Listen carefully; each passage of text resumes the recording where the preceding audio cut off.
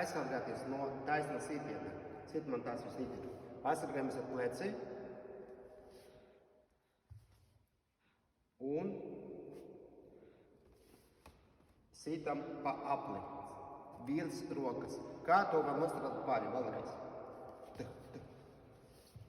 Tātad, lai palīdzētu savam audzeklim iemācīties šo paņemienu, tad es lieku vienu roku viņam uz pleca. Tas atzīmē sitienu, taisnām sitienu sēja. Visu laiku turi.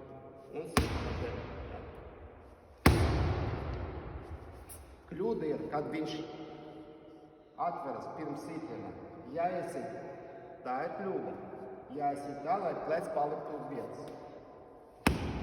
Tieši tā. Atkārtojam vismaz 12 reizes. Optimālāk 2 minūtes.